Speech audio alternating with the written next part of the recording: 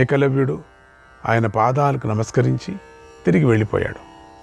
అప్పుడు ఆయన దృష్టి అంతా కౌరవుల మీదే ఉంది. వారి యొక్క నైపుణ్యం కలవారిగా చేశాడు. ఏకలవ్యుడు అడవిలోకి వెళ్ళి మట్టితో ద్రోణుడి ప్రతిమను చేసుకొని గురువుగా పూజించాడు. అక్కడ గురువు ఒప్పుకోలేదు కదా, బోయవాడు అని చెప్పేసి. రాజే వాడు కూడా, కానీ బోయవాడు. అందుకని అతకు నేర్పితే ప్రాణిహింస ఎక్కువ చేస్తాడు. అక్కడ ఏకలవ్య భక్తి అంటే ఇదే. గురువు వద్దన్నప్పటికి కూడా గురువు పటాన్ని పెట్టుకొని, గురువు ప్రతిమని పెట్టుకొని తాను విద్య నేర్చుకోవటం వచ్చేస్తుంది. ద్రోణుడి యొక్క ప్రతిమను చేసి గురువుగా పూజించాడు. విలువిద్యను నేర్చుకున్నాడు, తానే సొంతంగా నేర్చుకున్నాడు. అత్యంత శ్రద్ధతోనూ తీవ్రమైనటువంటి అభ్యాసంతోనూ బాణాలనంతా విడిచాడు, తిరిగి స్వీకరించాడు. అంటే బాణాలను ప్రయోగించడంలో అరితేరాడు, తిరిగి ఉపసంహరించడంలోనూ కూడా అరితేరాడు. బాణాలను సంధించటంలోనూ గొప్ప నైపుణ్యాన్ని సంపాదించాడు.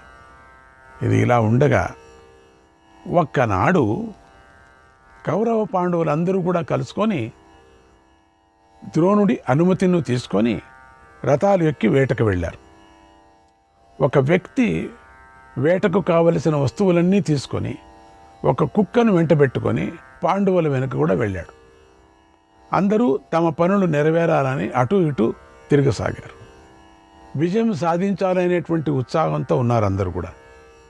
ఆ సమయంలో వారి వెంట ఉన్న తెలివి తక్కువ గల కుక్క అటు ఇటు తిరుగుతూ ఏకలవ్యుడి దగ్గరకు వెళ్ళిపోయింది.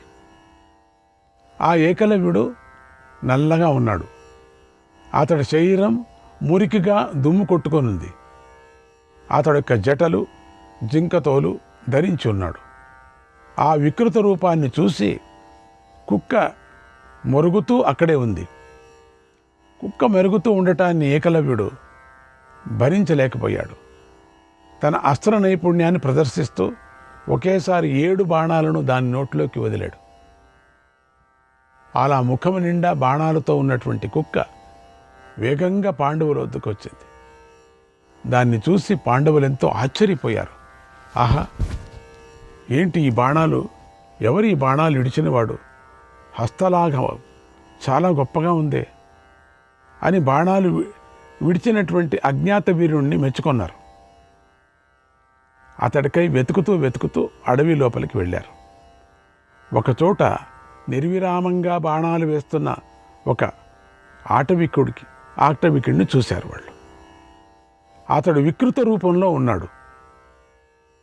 పాండవులు ఏకలవ్యుడిని గుర్తుపట్టలేకపోయారు. అడిగారు, నువ్వెవరు అని. ఎవరి కొడుకువు అని అడిగారు. ఏకలవ్యుడు, నా తండ్రి నిషాదరాజైన హిరణ్యధన్వుడు. నేను విలువిద్యను అభ్యాసం చేస్తున్నాను. నా గురువు ద్రోణుడు, నేను వారి శిష్యుణ్ణి అన్నాడు. పాండవులు అలా అతడి వివరాలన్నీ తెలుసుకొని ద్రోణుని వద్దకు వచ్చి అతడి కథంతా చెప్పారు. అతనికి ఎప్పుడు నేర్పించారు మీరు ఏమిటి అని. అర్జునుడు మాత్రం ఏకలవ్యుడినే తలుచుకుంటూ గురువుగారి ఏకాంతంలో ఉండటం చూసి ఆయన వద్దకు వెళ్ళి ఇలా అన్నాడు, గురుదేవా, ఆనాడు మీరు నన్ను కౌగిలించుకొని ఎంతో ప్రేమతో భవతోక్తో నమే శిష్యః తద్విశిష్టో భవిష్యతి, నా శిష్యులలో నిన్ను మించిన వాడెవడు ఉండడు అని అన్నారు కదా. కానీ మీకొక శిష్యుడు ఉన్నాడు. అతడు నిషాదరాజు కుమారుడు, పేరు ఏకలవ్యుడు. గురుదేవా, అతడు అస్త్ర విద్యలో నన్ను మించినవాడు ఎలా అయ్యాడు? అతడికి తెలియని అస్త్ర విద్య రహస్యమే లేదు, అతడికి అన్నీ తెలుసు అన్నాడు. ద్రోణుడు ఆ మాటలు విని 2 గడియలు ఆలోచించుకున్నాడు. వెంటనే ఒక నిర్ణయానికి వచ్చాడు. అర్జునుడిని వెంట పెట్టుకొని ఏకలవ్యుడి వద్దకు వెళ్ళారు. పద చూస్తామని. అప్పుడు ఏకలవ్యుడు వికార రూపుడై ఉన్నాడు. నిర్విరామంగా ధనుస్సు నుండి బాణాలు ప్రయోగిస్తున్నాడు. తాను పూజిస్తున్న దైవం కంటి ముందు కదలి వస్తూ ఉండేసరికి ఏకలవ్యుడు ఉలిక్కిపడ్డాడు. ఇదేంటిది, విగ్రహంలో నుంచి బయటకు వచ్చినట్టు వస్తున్నాడు గురువుగారు. భయపడ్డాడు, ఆశ్చర్యపడ్డాడు, ఆనందపడ్డాడు. సాధనను ఆపి గురుదేవులకు స్వాగతం పలికాడు. ఆయన పాదాలు పట్టుకున్నాడు. సాష్టాంగ నమస్కారం చేశాడు ఏకలవ్యుడు. ఆయనను పూజించి తాను ఆయన యొక్క శిష్యుడిగా చెప్పుకొని నమస్కరిస్తూ నిలబడ్డాడు. ద్రోణుడు ఏకలవ్యుడితో, ఓ వీరా, నువ్వు నా శిష్యుడివి అయితే నాకు గురుదక్షిణ సమర్పించు అన్నాడు. ఏకలవ్యుడు, ఓ భగవంతుడా, ఓ గురుదేవా, మీకేం కావాలో ఆజ్ఞాపించండి. గురువుకు ఏ వస్తువు అయినా ఇస్తాను. మీరు ఏది కోరినా సరే నేను ఇవ్వటానికి సిద్ధంగా ఉన్నానన్నాడు. గురుదక్షిణ అటువంటిది. ద్రోణుడు చెప్తున్నాడు, నాయన, నీ కుడి చేతి బొటన వ్రేలిని నాకు గురుదక్షిణగా ఇవ్వు అని అడిగాడు. గురువు భవిష్యత్తుని చూస్తాడు. ద్రోణుడు కూడా ఏకలవ్యుడి భవిష్యత్తును చూశాడు. అతడు భవిష్యత్తులో తన విద్య ద్వారా చెడు మార్గంలో పడే అవకాశం ఉందని ఈ విధంగా కోరాడు. లేకపోతే కోరడు. ఎందుకంటే వాడి యొక్క బుద్ధి, ఏకలవ్యుడి బుద్ధి బాగా తెలుసు గురుదేవుడికి. అందుకని ఇది అడిగాడు. మనం అనుకోవచ్చు, ఈ ఏకలవ్యుడిని పెట్టుకొని అట్లనే పాండవుల పక్షంలో నిల్చో ఉంటే ఎంతసేపు గెలిచేది పాండవులు, అట్లా చేయొచ్చు కదా అనుకున్నారు. చాలామంది అనుకుంటారు. ఈ సన్నివేశం వచ్చినప్పుడు అంతా అనుకుంటుంటారు చాలామంది. ఏకలవ్యుడు గురుదేవుడు ఏం చెప్తాడో చేస్తాడు కదా, అప్పుడు ఈ పక్షానికి వచ్చి నిల్చో అన్నప్పటికి కూడా అయిపోయేవాడు కదా, ఉండేవాడు కదా, నిషాద రాజ్యంలో ఉండేవాడు, ఎక్కడ వెళ్ళేవాడు కదా అని చాలామందికి సమస్య వస్తుంది. కానీ అట్లాగాదే గురుదేవుడికి ఏకలవ్యుడి యొక్క మనస్సు బాగా తెలుసు. నిషాదరాజు కొడుకు, ఎప్పటికైనా చెడు బుద్ధిలో పడేటువంటి అవకాశం ఉంది. తానెప్పుడు నేను కనిపెట్టుకొని ఉండలేను కదా, ఈ పాండవుల్లాగా కౌరవుల్లాగా. అందుకని ఆ విద్యను ఎట్లయినా లాక్కోవాలా అని చెప్పేసి ఏకలవ్యుడు ఆ భయంకరమైనటువంటి వాక్కును విని బెదిరిపోలేదు, దిగులు పడలేదు. వెంటనే మాటను నిలబెట్టుకుంటూ ఏమాత్రమో ఆలోచించకుండా కుడి చేతి బొటవ్రేలుని కోసేసి ఇచ్చేశాడు. అందుకు ద్రోణుడు సంతోషించి చూపుడు వ్రేలు నడిమి వ్రేళ్లతో బాణం ప్రయోగించే విధానాన్ని తెలిపాడు. చూపుడు వేలుతో మధ్య వేలుతో తెలిపాడు. నాటి నుండి ఏకలవ్యుడు మిగిలిన వ్రేళ్లతో బాణాన్ని వదిలాడు. కానీ ఆ బాణం పూర్వంలాగా అంత వేగంగా వెళ్ళేది కాదు. అది చూసి అర్జునుడు దిగులు విడిచిపెట్టి సంతోషించాడు. అర్జునుడు కోసం చేశాడు. గురువుగారికి కూడా ఉంటుంది అప్పుడప్పుడు కొంతమంది శిష్యుల మీద. అలా ద్రోణుడు తన మాటను నిలబెట్టుకున్నాడు. ఇక అర్జునుడు ఎదురు లేని వాడయ్యాడు. ఆడొక్కడే ఉన్నాడు, వాడు కూడా పోయాడు. ద్రోణుని శిష్యుడైనటువంటి భీమ, దుర్యోధనులు వీళ్ళంతా ఉన్నారు కదా, గదా యుద్ధంలో మంచి పేరు తెచ్చుకున్నారు. కానీ ఎప్పుడూ వారిద్దరూ ఒకరిపై ఒకరు విపరీతమైన కోపంతో రగిలిపోతూ ఉండేవారు. ఎప్పుడూ పోట్లాడుతూనే ఉండేవారు. మరో ప్రక్క అశ్వత్థామ ధనుర్వేదం, దాని రహస్యాలు తెలుసుకొని అందరినీ మించిపోయాడు. నకుల సహదేవులు వాళ్ళు కూడా కత్తి త్రిపటంలోనూ కత్తి పట్టడంలోనూ అందరినీ మించిపోయారు. ధర్మరాజు రథంపై నిలబడి యుద్ధం చేయటంలో శ్రేష్ఠుడయ్యాడు. కానీ అర్జునుడొక్కడే అన్ని యుద్ధ విద్యలను అందరినీ మించి ఉన్నాడు. సముద్రం వరకు గల భూమండలంలో ఉన్నటువంటి రథశ్రేష్ఠులందరిలోనూ అర్జునుడే శ్రేష్ఠుడిగా ఉన్నాడు, మొట్టమొదటి వాడిగా ఉన్నాడు. బుద్ధియోగ బలోత్సాహై సర్వాస్త్రేషు చ నిష్ఠితః అస్త్రే గుర్వనురాగే చ విశిష్టో భవదర్జునః. బుద్ధి, ఏకాగ్రత, బలం, ఉత్సాహం బాగా ఉండటం వల్ల అర్జునుడు అన్ని విద్యల్లోనూ సమర్థుడయ్యాడు. అస్త్ర విద్యాభ్యాసంలో కౌశలాన్ని కలిగి ఉండటం వల్ల, గురువుపై ప్రేమను కలిగి ఉండటం వల్ల అర్జునుడు అందరినీ మించిపోయాడు. ద్రోణాచార్యుడు అందరికీ అస్త్ర విద్యోపదేశాన్ని సమానంగానే చేశాడు. అయితే అర్జునుడు మాత్రం తన ప్రతిభ వల్ల అందరిలోనూ తాను ఒక్కడే అతిరథుడయ్యాడు. ధృతరాష్ట్రపుత్రులు భీమసేనుడు బలంలో అధికుడుగా ఉండటాన్ని అర్జునుడు అస్త్ర విద్యలో మేటిగా ఉండటాన్ని చూసి అప్పుడే సహించలేకపోయారు. అక్కడి నుంచి ఇంకా ఎక్కువ పుట్టుకుంది వీళ్లకు. ద్రోణాచార్యుల వద్ద వారి విద్యాభ్యాసం అంతా పూర్తి అయిపోయింది. అందరూ విద్యలోనూ అస్త్ర ప్రయోగంలోనూ నిపుణులయ్యారు అని ద్రోణుడు గ్రహించాడు. ఒకనాడు వారి విద్యను పరీక్షించాలని చెప్పేసి అందరినీ ఒక చోటుకి చేర్చాడు. విద్య పరీక్ష పెట్టాలి కదా, లేకపోతే అది ప్రయోజనం లేదు కదా, అట్లే సర్టిఫికెట్స్ ఇవ్వకూడదు.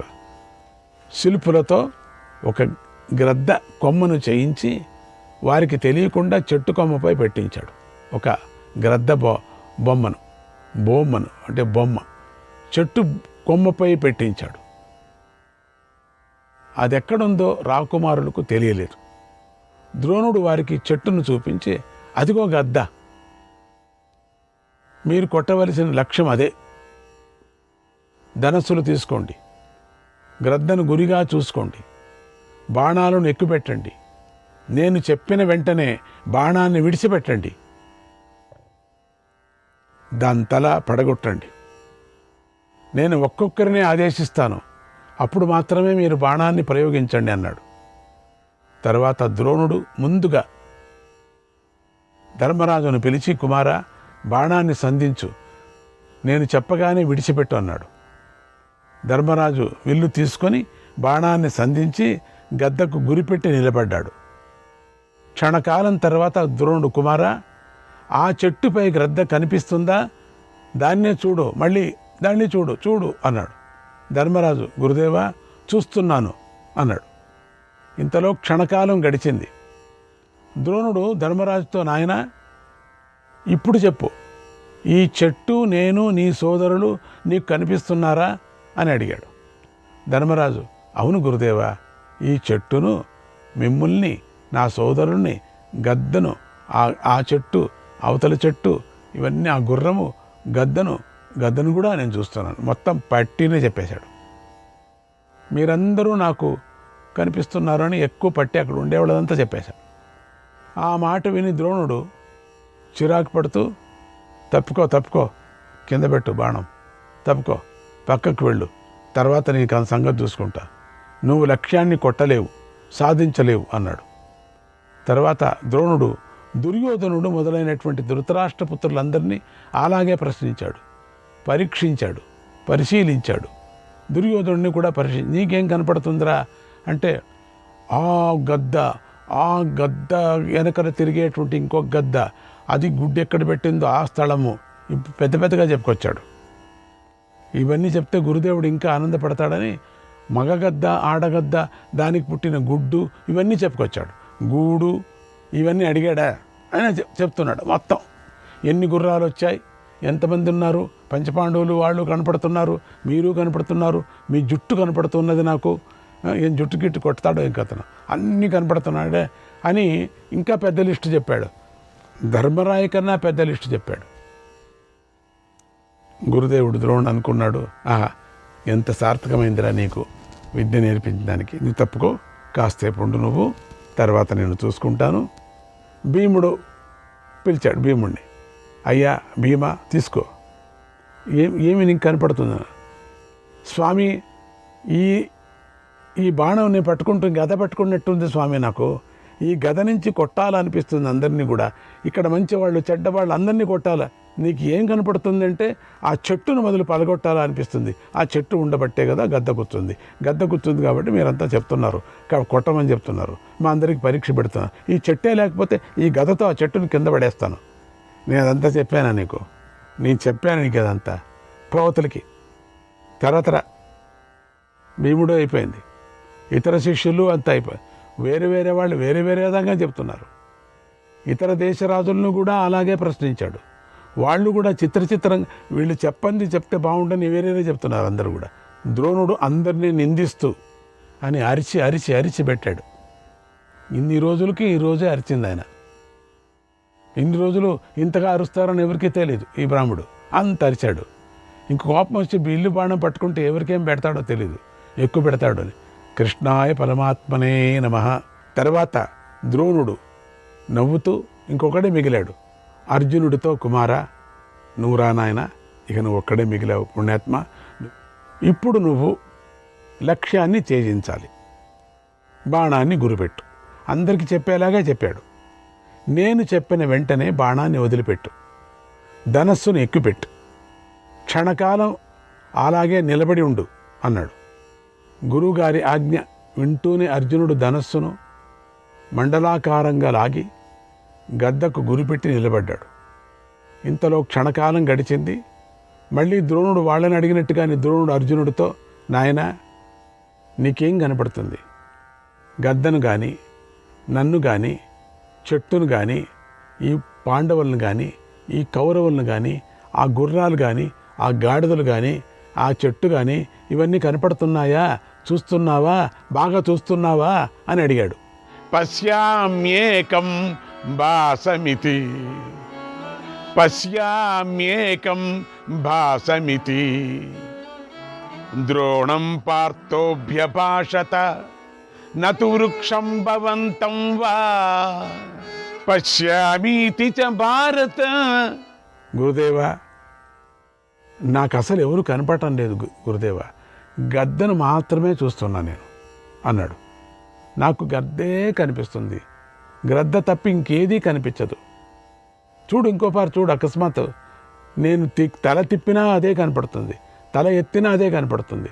మీరు చెప్పిన మాట నాకు మీరు కూడా కనపడటం లేదు, అసలు గద్దనే కనపడుతుంది. ఆ మాట వినటంతోనే ద్రోణుడి మనస్సు ప్రసన్నమైపోయింది. క్షణకాలం ఆనంద బాష్పాలు వచ్చేసాయి. తర్వాత అర్జునుడితో ఇలా అన్నాడు, నాయనా, గద్దనే చూస్తున్నావా? మళ్ళీ ఇంకొక పరీక్ష, గద్దనే చూస్తున్నావా? అయితే దాని శరీరం ఎలా ఉంది?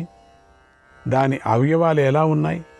దాని రెక్కలు ఏ కలర్లో ఉన్నాయి చెప్పు అన్నాడు. రెక్కలు ఏ రంగులో ఉన్నాయి? ఎట్లా కూర్చుంది అది? 2 చేతులతో 2 కాళ్ళతో కూర్చుందా? రెక్కలు వదిలిందే? ముక్కు కనపడుతుందా? చెవు కనపడుతుందా? కళ్ళు కనపడుతున్నాయా?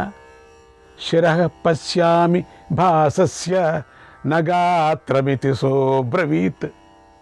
గురుదేవా, దాని తలను మాత్రమే చూస్తున్నాను, కానీ దాని శరీరాన్ని చూడటం లేదు, నాకు కనపడటం లేదు, దాని శరీరం నాకు కనిపించటం లేదు అన్నాడు. ఆ మాటలు విని ద్రోణుడు మరీ పులకించిపోయాడు. అదే కదా కావలసి. నాయన, ఇక ఆలస్యం చేయకు, బాణాన్ని విడిచిపెట్టన్నాడు. అర్జునుడు ఏమాత్రమో ఆలోచించకుండా బాణాన్ని విడిచాడు ఆ గద్ద మీద. అది దూసుకొని పోయి గ్రద్ద తలను కొట్టేసింది. గద్ద తల తెగి కింద పడిపోయింది. ద్రోణుడు ఆనందంతో అర్జునుడిని కౌగిలించుకున్నాడు. అంతమంది ఉన్నారు అక్కడ, అందరెదురుగా కౌగిలించుకున్నాడు. కౌగిలించుకొని ద్రుపదుడిని అతడి అనుచరులతో సహా ఈ అర్జునుడే ఓడిస్తాడు అని నమ్మాడు. లోపలే మంచి ఒక శిష్యుడు దొరికాడు నాకు. ద్రుపదుడి యొక్క అహంకారం అణచటానికి మంచి టైం వచ్చింది. అలా పరీక్ష పూర్తి అయిపోయింది. అందుకే ఆ వాళ్ళలో ఎవరైనా ఉన్నారని చూస్తే ఎవరు కొంత ఏంటేంటో చెప్పారు. కొంతకాలం గడిచింది. ఒకనాడు ద్రోణుడు శిష్యులందరితోనూ కలిసి గంగలో స్నానం చేద్దామని వెళ్ళాడు. గంగలోకి దిగి నడుము లోతు నీళ్లలోకి వెళ్ళగానే ఒక మొసలి వచ్చి హఠాత్తుగా ద్రోణుడిని పిక్కలు పట్టుకుంది. దాన్ని విడిపించుకోగల శక్తి ఆయనకుంది. అయినా బెదరకుండా ద్రోణుడు శిష్యులందరూ పిలిచాడు. శ్రీకృష్ణాయ పరమాత్మనే నమః.